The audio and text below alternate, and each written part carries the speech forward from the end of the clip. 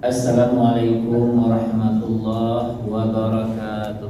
Waalaikumsalam warahmatullahi wabarakatuh. Alhamdulillahi rabbil alamin, alladzi anzala al-Qur'ana arabiyyan hudan lin-nasi wa bayyinatin minal huda wal furqan la ayati liulil albab wa ja'ala as-sakinata fi qulubil mu'minin.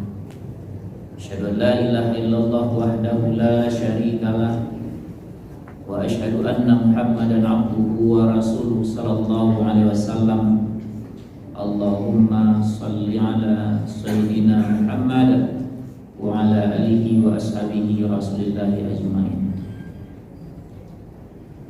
Bersyukur kita tiada henti-hentinya kepada Allah Subhanahu wa taala dengan sama-sama mengucapkan alhamdulillahirabbil Alamin. Kemudian kita bersalawat kepada baginda Rasulullah sallallahu alaihi wasallam dengan sama-sama mengucapkan Allahumma shalli ala sayyidina Muhammad wa ala ali Muhammad. Kemudian kita juga memberikan salam kepada beliau, assalamu alayka ya Rasulullah. Bapak Ibu jamaah yang dirahmati Allah, yang pertama kita hormati Bapak Imam kita, Ustaz kita, Ustaz Zaini Amri yang setia menemani kita untuk berubudiyah kepada Allah. Kemudian pengurus Masjid Al-Jihad, bapak-bapak, ibu-ibu, saudara-saudaraku semuanya yang insya Allah dicintai karena Allah Subhanahu wa taala. Hari ini kita diizinkan oleh Allah kembali duduk di rumah Allah dalam kajian ilmu dan zikir. Mudah-mudahan kita termasuk orang yang Allah mudahkan nanti masuk ke surganya. Amin. Karena kata Rasulullah, man salaka tariqan yaltamisu fihi ilman sahalallahu tariqan ilal jannah. Barang siapa yang memudahkan langkah kakinya menuju majelis ilmu, maka Allah juga akan mudahkan nanti langkahnya menuju surga. Al-ilmu kal matar, ilmu itu seperti hujan. Yunazzilu minas sama'i ilal ardi, yang Allah turunkan dari langit menuju bumi. Apa fungsinya hujan? Hujan itu akan menghidupkan apa yang mati dan membasahi apa yang sudah kering. Maka samalah ilmu itu seperti air. Semakin banyak kita duduk di majelis ilmu, semakin banyak kita belajar ilmu, maka semakin Allah hidupkan apa yang sudah mati dalam hati kita.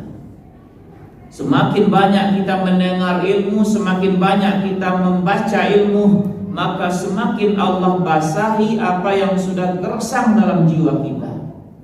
Tetapi hati-hati, ilmu itu dibagi menjadi dua. Yang pertama al-ilmu surah, yang kedua al-ilmu hakikah. Ilmu surah semuanya bisa mendapatkan. Firaun juga bisa. Qarun, Sa'labah, orang Islam, orang non-Muslim bisa mendapatkan ilmu surah asalkan dia giat belajar, maka ilmu itu akan dia dapatkan.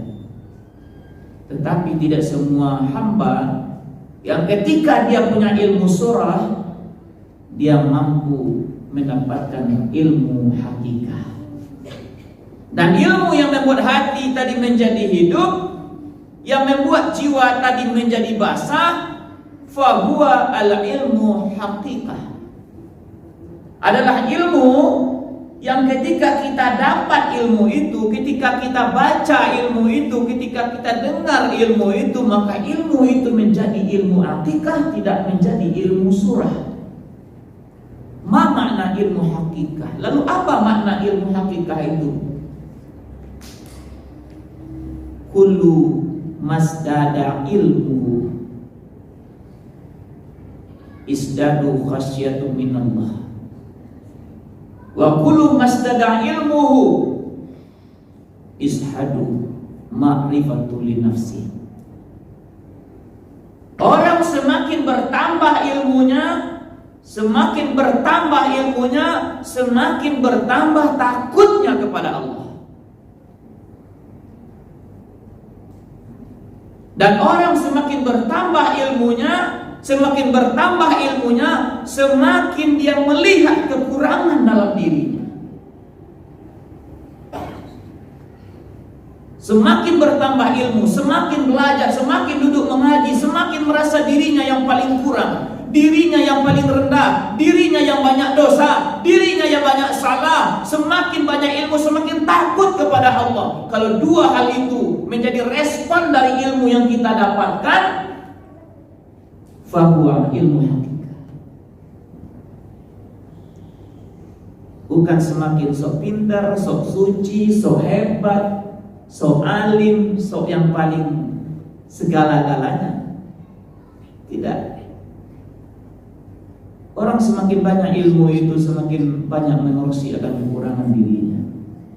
Mudah-mudahan kita yang duduk di sini semuanya insya Allah dijadikan ilmu yang kita dapatkan dari guru-guru kita menjadi ilmu hakikat di sisi Allah Subhanahu wa taala. Amin. Sesuai dengan fungsi bahwa ilmu itu seperti air, maka kajian kita hari ini adalah 4 hal yang bisa menjauhkan kegelisahan dan kegalauan dalam hidup kita. Mudah-mudahan 4 hal ini selesai pas azan isya dikumandangkan. Yang pertama, kalau kita ingin hati kita tenang, jauh dari kegelisahan, jauh dari kekhawatiran, jauh dari kegalauan, maka yang pertama yang harus kita punya adalah imanan kamilan.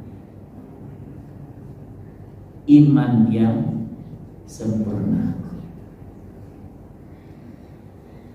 Alladzina amanu lam yalbithu imanahum bizulmin ulaika lahumul amnu wa hum muhtadun. Al-An'am ayat 82. Orang-orang yang beriman kepada Allah lalu tidak dia campur adukkan imannya itu dengan kezaliman, dengan keburukan, dengan kejahatan, maka mereka yang beriman tadi Allah berikan ketenangan ke dalam hatinya. Wa hum muhtadun, dan Allah berikan petunjuk ke dalam hatinya. Makanya imanan kamilan itu adalah iman yang mampu membuat hari-hari kita tenang. Hari-hari kita jauh dari persoalan. Hari-hari kita jauh dari kecemasan. Tetapi sifat iman itu yasid, kadang naik, yang bus kadang terjun.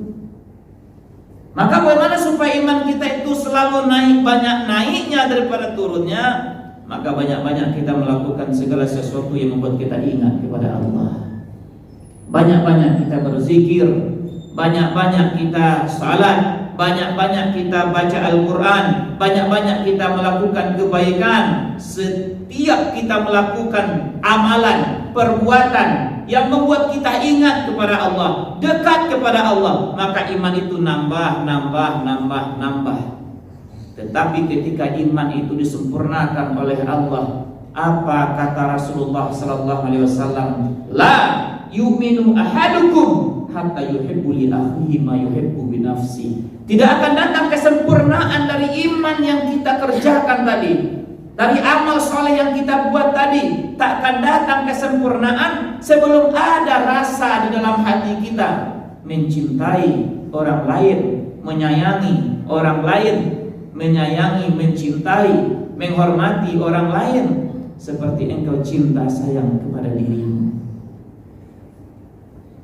Kata Rasul, la tadkhulul jannah hatta tu'minu, la tu'minu hatta tahabbu. Tidak akan pernah seseorang masuk ke dalam punya iman yang sempurna. Dan mereka tak akan pernah punya iman yang sempurna hatta tahabu, sebelum di hatinya ada rasa sayang, saling cinta mencintai kepada siapapun. Ini kalau dua yang ini saja kita amalkan, yang satu hadis, yang satu ayat, tidak akan disempurnakan iman seorang oleh Allah sebelum dia bisa menyayangi orang lain, mencintai orang lain seperti sayangnya sama dirinya. Tak akan pernah seseorang itu masuk surga sebelum dia memiliki kesempurnaan iman. Dan tak akan pernah kesempurnaan iman itu sebelum dalam hatinya ada sifat at-tahabu, saling sayang, saling cinta dan merendahi kepada sesamanya. Bagaimana kita sayang kepada diri kita, tidak ingin dihina oleh orang lain, maka kita juga tidak mau menghina orang lain. Bagaimana kita sayang kepada diri kita, tidak ingin difitnah oleh orang lain, maka kita tidak akan menfitnah orang lain. Bagaimana kita sayang kepada diri kita, tidak ingin kita mendapatkan kata-kata yang merendahkan kita, yang menyudutkan kita, lalu kita juga berusaha menjadi pribadi yang ucapan kita tidak mudah merendahkan dan menyudutkan orang lain.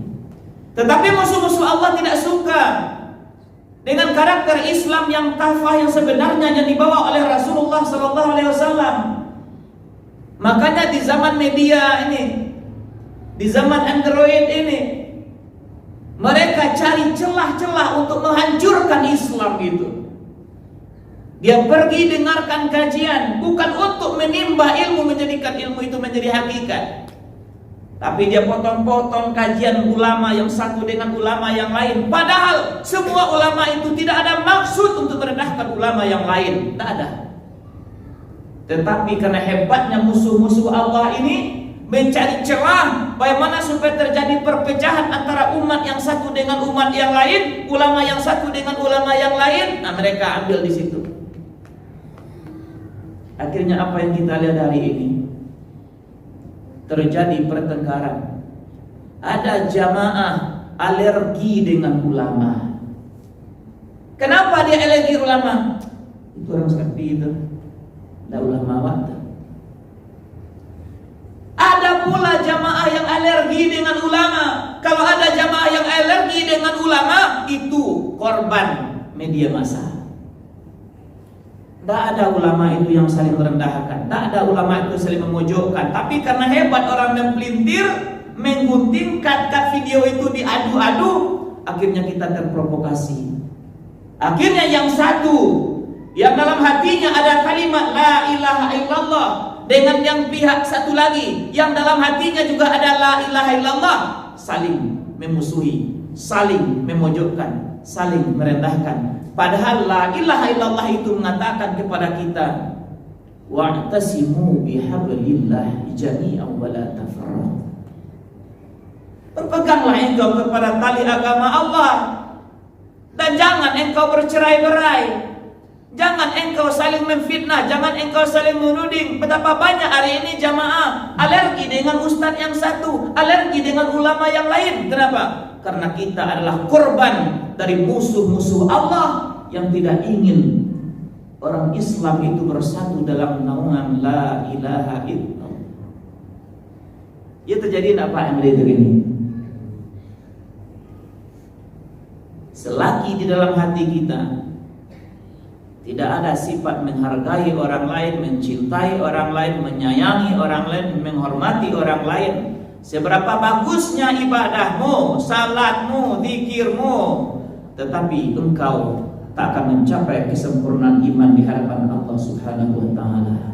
Sebelum kita saling menghormati, saling menghargai, saling memahami, sehingga dalam hati kita itu enggak ada suuzan kita para ulama. Suuzan kepada para ulama enggak ada di hati kita. Suuzan kepada kelompok yang satu enggak ada di hati kita.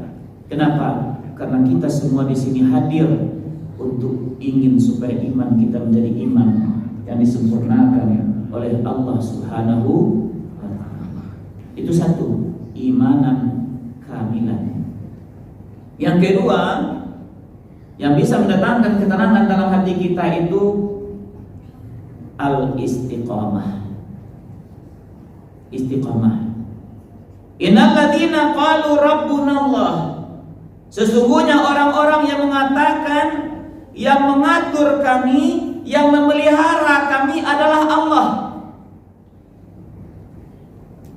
Tsumastaqamu. Tetapi itu tidak hanya sebatas ucapan. Tsumastaqamu, memang nampak kesehariannya seperti itu. Siangnya enggak berubah dengan malamnya. Hari ini enggak berubah hari lusa. Bulan ini enggak berubah akhlaknya, ibadahnya dengan bulan esok. Tahun ini dengan tahun depan. Semakin kita melihat kalimatnya itu, Tuhan saya, yang mengatur saya, yang memelihara saya adalah Allah. Tsumastaqamu, mulai dari muda dulu sampai dia sudah menjelang tua, tetap kita nampak kepribadian yang benar bahwa dia hanya berserah diri kepada Allah.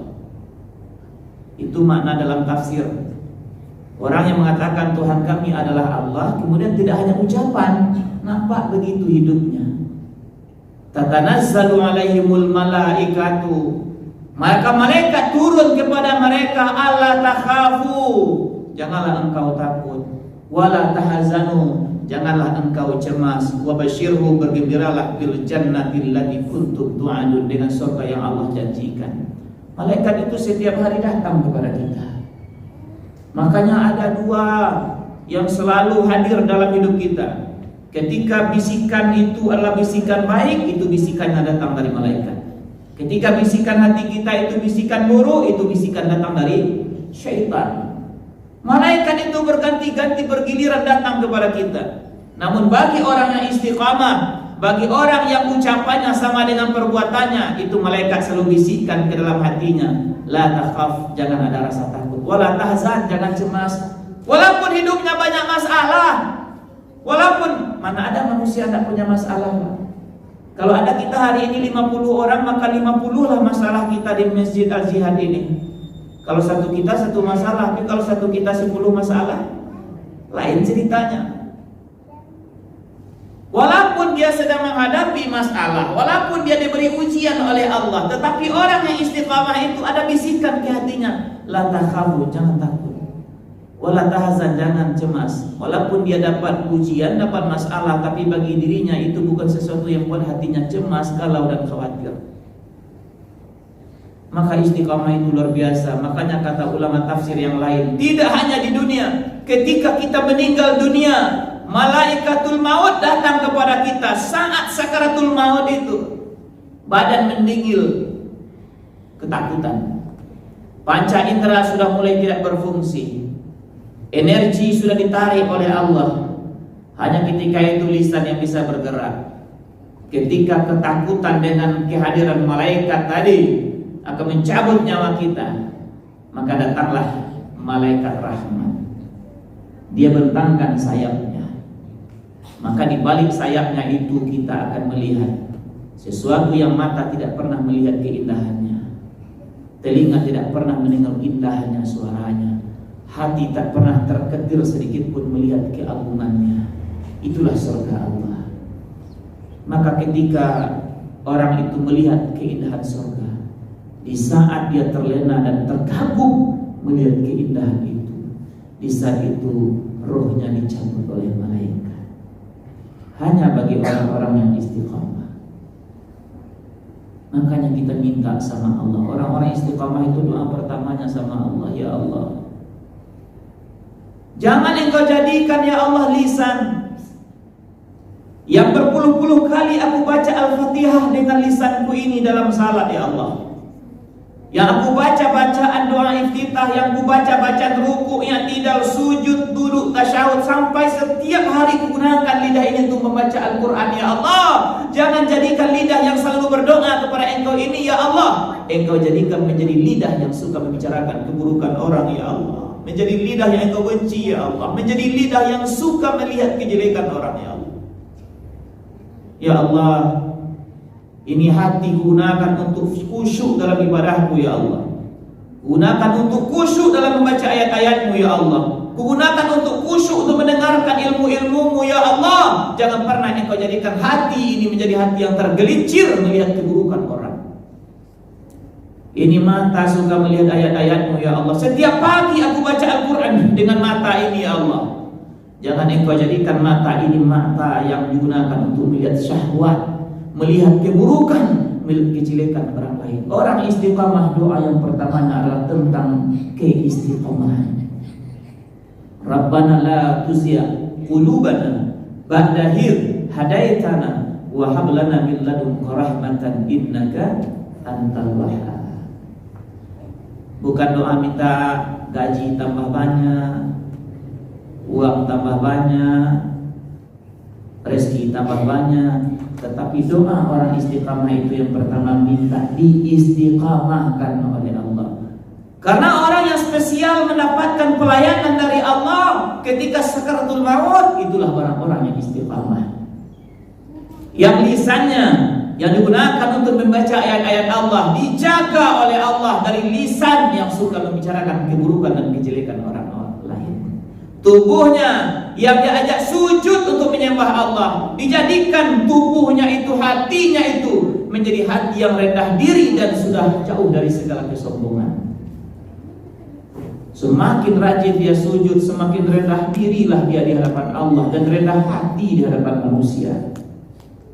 Semakin rajin dia ruku dan sujud meletakkan kepalanya paling bawah, maka yang ada di otaknya ini cuma satu, merendahkan diri di hadapan Allah, merendahkan hati di hadapan manusia, sehingga otaknya ini memberi sinyal kepada mulutnya untuk mengeluarkan kata-kata yang didengar indah bagi orang lain, bukan kata-kata yang menyakiti perasaan orang lain. Itu istiqamah. Mudah-mudahan kita semua di sini adalah orang-orang istiqamah. Amin. Tak berubah gaya kita, hati kita, perasaan kita di masjid Allah ini dengan apa yang ada di luar, insyaallah. Amin ya rabbal. Yang ketiga adalah al-hidayah, petunjuk. Wa man tabi'a hudaya fala khaufun 'alaihim wa lahum yahzanun. Maka orang-orang yang mengikuti hidayahku, di situ siapa yang kira Tuhan? Siapa bu? Allah. Orang-orang yang mengikuti hidayahku, maka hidayah di situ dikatakan oleh ulama mufassir maknanya dua. Yang pertama Al-Quran, ini hidayah. Al-Quran ini adalah hidayah Allah. Jangankan dekat membaca Al-Quran, jangankan mempelajari isinya secara detail, membacanya saja sudah cukup menjadi sahabat kita di akhirat. Bu, Bu, di dunia aku nama yang banyak kawan menangis atau kawan galak? Hah? Kawan menangis? Payah mencari. Kalau kawan diajak pergi makan bakso banyak, tapi meminjam pidi 200 untuk beli bareh, payah. Ya nak bu? Dan Al-Quran itu adalah kawan menangis. Dalam hadis yang diriwayatkan oleh Abu Umamah Al-Bahili, Iqra'ul Quran, kata Nabi, fa innahu yaumal qiyamati ya'tina syafi'an li ashabi. Rajinlah engkau membaca Al-Quran, kata Rasulullah. Itu baru membaca saja, karena sesungguhnya di hari akhirat nanti Al-Quran datang kepadamu memberi syafaat bagi orang-orang yang rajin membacanya. Iko kawan menangis, tapi kadang kawan menangis kumpul yang jarang ditengok. Yang acok ditengok apa? Status kawan di Facebook, di WA. Pagi yang membuka pertama WA, pagi yang membuka pertama Facebook. Tetapi kawan menangis di akhirat nanti ketika suami tidak bisa memberikan perlindungan lagi kepada istrinya, istri tidak bisa lagi memberikan pelayanan kepada suaminya. Di saat itu orang tua tak lagi acuh kepada anaknya, maka ketika itu hanyalah Al-Quran menjadi teman menangis kita, membimbing kita, mengarahkan kita menuju ketenangan dan kampung abadi surganya Allah Subhanahu wa ta'ala. Kemudian kata ulama, yang dikatakan hidayah di situ adalah Rasulullah sallallahu alaihi wasallam. Dalam ayat yang lain, kuntum tuhibbunallaha fattabi'uni yuhibbukumullah. Kalau engkau cinta kepada Allah, maka ikuti Rasulullah. Mengikuti kau Pak di muka atau di belakang? Nah, kalau di muka anu itu mendahului. Yang diperintahkan wa man tabi'a hudaya, mengikuti Rasulullah. Berarti kalau mengikuti di belakang. Nabi jalan, awak jalan. Nabi belok kiri, awak belok kiri. Nabi belok kanan, awak belok kanan. Nabi berhenti, awak berhenti. Itu namanya mengikuti. Orang yang mendapatkan ketenangan hati kalau hidup di dunia ngikut Nabi. Nabi salat, awak salat. Nabi baca Al-Quran, awak baca Al-Quran. Nabi banyak zikir, awak banyak zikir. Nabi kalau disakiti, lalu orang itu didoakan akan kebaikan untuk dirinya. Awak kalau disakiti, Bu?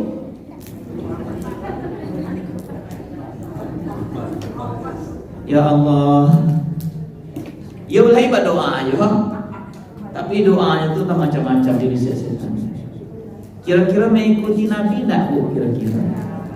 Hah? Iko kata ayat ko ba tadi ko man tabi'a budaya. Orang-orang yang mengikuti petunjuk, fala khaufun 'alaihim wa lahum yahzanun. Allah berikan kepada mereka hilang rasa takut dan hilang kecemasan dalam hati mereka. Rasulullah salat, kita salat. Rasulullah zikir, kita zikir. Rasulullah ngaji, kita ngaji. Rasulullah kalau dizalimi orang balas dengan doa kebaikan. Kita dizalimi orang balas dengan doa kebaikan. Dia itu bari pada tu Ustaz. Mengyubari awal-awalnya dulu membari. Sama jauh pas ambo pulang kampung pas acara barale, lalu ada aku datuk dia tanya cara no di buku awal. Diambilnya Syria. Kalau adat kami kalau aku datuk ambil Syria tu awak harus ambil Syria pula. Kalau tidak Pak itu tidak menghormati Pak. Diambilnya Syria dua lay, ambo ambil pula dua lay. Kalau mau ambil tiga lay, mau tak tahu kau salah pula itu. Ambo ikut-ikut aja. Diambilnya Gambia, itu ibu Gambia. Diambilnya Saujuang Kalingkiang, aku ambil Saujuang Kalingkiang. Diambilnya Pinang, Sagete, aku ambil sebanyak yang nyumambia itu. Diambilnya Kapus Siri, aku ambil pula sebanyak jumlah nyumambia. Di gulung-gulungnya buti rubah acaranya menggulung. Lasa-lasa dimasuknya giginya dikunyahnya.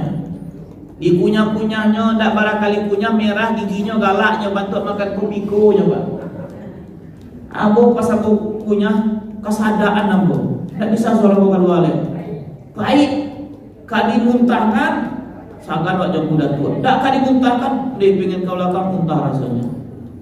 Padahal sama-sama Syria dengan jumlah yang sama. Bah aku tiba di beliau terasa manis, dia aku terasa baik. Dia aku tak membiasakan. Dia aku dah tua, aku tak membiasakan. Ditambahnya sampai Syria cek lain, kali buluangnya puluh cek lain, sangat nampak. Begitulah kalau kita intiba dengan Rasulullah.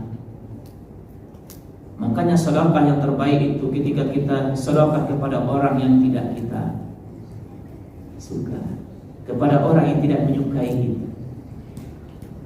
Ibu tinggal di sekitaran Obor, ada 57 kakak. Di antara yang 57 kakak itu nama yang agak kurang sanang inyojo ibu. Besok mantakola, membuat kola ibu antarkan ke rumahnya dulu. Baru dikatakan faman tabi'ah hudaya. Iko yang dibantakan sebelah kiri saja, dia bah diacok belum antaran nang ke rumah awak. Itulah biasa. Di antara 57 keluarga, nama yang paling agak teranggam hatinya jawab. Sagete kesalahan awak dicarinya kesalahan itu, dibesar-besarkannya perkara kecil. Ibu masak rendang, antarkan ke rumahnya dulu. Ibu bisa masak kacang padi, rumahnya dulu diantarkan. Ibu masak kolak, ke rumahnya dulu. Makanya Rasulullah setiap hari yang dicari Nabi, pengemis, buta, yang tak bisa lagi berjalan. Kenapa? Karena dia di kota Madinah orang yang paling membenci Rasulullah Sallallahu Alaihi Wasallam. Awak kalau ada orang mau hidup pilu lah nyok mati lah. Apalagi terdengar puluhnya sakit kan, banyak sakit alun jolai.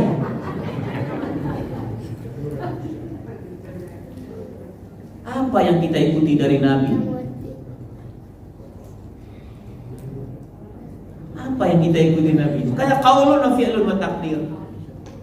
Perkataannya Nabi kita ikut. Amal ibadahnya Nabi kita ikut, kepribadiannya Nabi tidak boleh sebelah mata, harus kita ikut. Semakin kita belajar mengikuti kepribadian Nabi, keburukan dibalas dengan doa kebaikan. Minta sama Allah, ya Allah kuatkan hati menjadi pengikutnya Rasulullah, yang tidak hanya dari segi ibadahnya, yang tidak hanya dari segi zikirnya, dari segi salatnya, tapi jadikan aku pengikut setianya Rasul dari segi akhlak dan kepribadiannya. Walaupun aku tidak bisa meniru dengan secara utuh, ya Allah. Minta sama Allah di malam hari, ya Allah, di waktu malam tahajud ini Engkau yang tahu doa yang aku panjatkan, ya Allah. Itu tetangga kemarin hutang 200.000 belum dibayar, ya Allah, aku maafkan ya Allah, karena tidak ada lagi tanda-tanda dia mau bayar, ya Allah.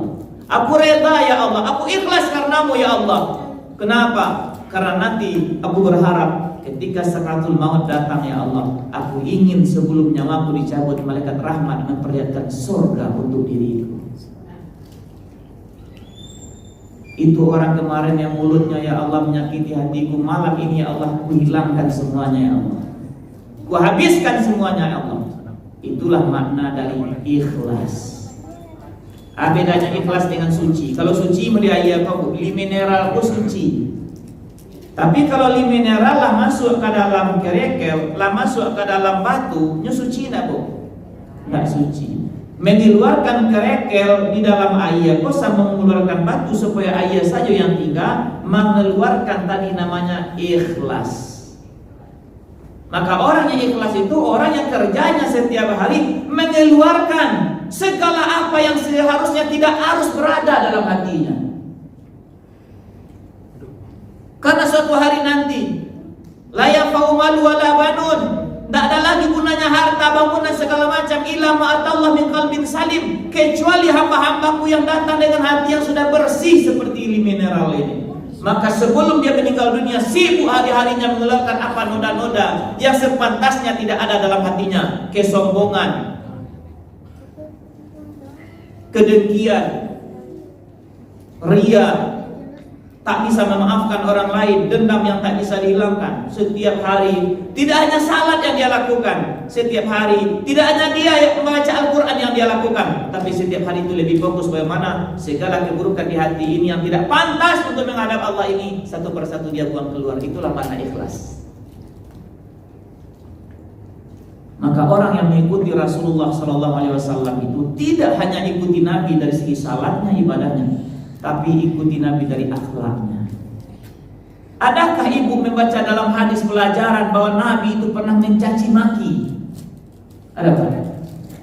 Ajaran Islam yang mana mengajarkan bahwa kita boleh mencaci maki, boleh merendahkan orang? Pernahkah kita mendengar Nabi pernah mencaci maki orang, merendahkan orang? Tak pernah. Tapi hari ini lihat di media sosial, begitu mudah orang mencaci maki orang lain, merendahkan orang lain, menjelek-jelekkan orang lain. Dia presiden, ditakdirkan oleh Allah menjadi presiden, kita caci maki dia. Ada tak ajaran Islam mencaci maki? Oh, Ustaz kau pihak ke Jokowi ya. Langsung uzan sekali ya.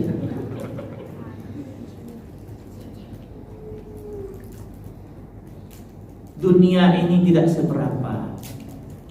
Kita kejar dunia meninggalkan kita seperti bayang-bayang. Kalau kita tak acuh dengan dunia ini, kita tinggalkan dunia ini seperti bayang-bayang yang ketika kita kejar dia lari, ketika kita menghindar dia ikut sama kita. Dunia seperti itu, ibu. Dulu ketika saya kejar dunia, susah saya dapatkan dunia. Sekarang saya berusaha untuk meniru meninggalkan dunia. Dunia itu datang silih berganti, hadir kepada kita. Itu sifat dunia. Tidak ada dalam ajaran Islam kita boleh mencaci maki siapapun. Ini kadang dalam taklim ada cacian makian kepada seseorang. Dalam taklim ada keburukan-keburukan menyebutkan seseorang. Islam yang seperti apa yang memiliki sumber seperti itu dalam hidup? Tidak ada. Kita datang kepada Allah dengan hati yang bersih dari noda dan dosa keburukan, kecuali satu saja yang kita bawa. Yang pertama amal, yang kedua dosa kita di hadapan Allah. Karena itu yang kita punya. Harta itu titipan kita sementara. Meninggal kita, yang 500 juta itu dinikmati ahli waris. Tetapi pertanggungjawabannya kita, Pak. Bapak meninggal, ada uang 500 juta. Yang 500 juta itu yang mempertanggungjawabnya kita nanti, Pak. Tetapi yang menikmatinya adalah ahli waris kita. Begitulah melangsanya dunia kalau kita menjadikan dunia sebagai orientasi dalam hidup kita. Yang terakhir adalah syukur. Ayat terakhir, Bu, syukur. Ilustrasi. Ibu anak lapa pisah sampai tahun kuliah. Di teleponnya ibu, ma pa ambo kabalia kaduri. Bilo tibo na hari Kamis besok tibo bu, tolong japui ibu jadi. Pagi-pagi di awal sampai tahun dapat sobo juana lampai puluh ke pasar. Di Bali daging, di Bali santan, di Bali kantang nak berandang untuk anak tu. Kurang bumbunya dikajak sampai larut malam mau ambil radang. Itu kesukaan anak awak. Adanya kurang bumbu bakaja aja mencari baru. Tapi lah selesai randang kau masak, lah tibo anak dari Panduang, tibo di rumah diambilnya nasi dari randang tadi. Apa katanya? Iko pak randang tak lama kau. Padahal wak yakin loh. Bumbunya cukup, cara membuatnya tak berubah, wak cukup pun lama rasanya. Tapi tiba di lidah anak abang kecilnya, kok tak lama aku rasanya. Bah perasaan ibu itu. Ibu. Atau suami awak mengecek, bisu ambo pai mandah katanya. Abialah kalau mandah udah apa kau buatkan? Ayo bekalah apa yang udah suku dibekalah sampai kali jari yang dipantai tadi. Lapai yang ke pasar mencari jari, yang mencari pantai, labali pulau lado, laba uuk, pulau laba masak sampai jam 1. Ayam kurang disempurnakan, tak ada bumbunya kurang. Katikolah masak, dijagokan udah, jagolah udah kan orang kayak gini. Payah jago bu, lah sajam jagokan tak jago yo. Mati, tak ada sampai mati dia lama mana lalunya. Lah jam 6 baru tak jago. Macam hari jam 6 inyo langsung mandi, inyo langsung sembahyang dicenya. Udah ke berangkit, dah sempat udah mampu sambaku udah ke berangkit lebar perasaan itu. Padahal yang terbaik lah persiapkan. Tetapi apa yang kita persiapkan itu tidak disyukuri. Lah salamat itu dicenya tak lama randang amak. Bukankah Allah selalu memberikan yang terbaik ke dalam hidup kita? Tubuh kita ini Allah ciptakan dengan dimensi yang sangat baik.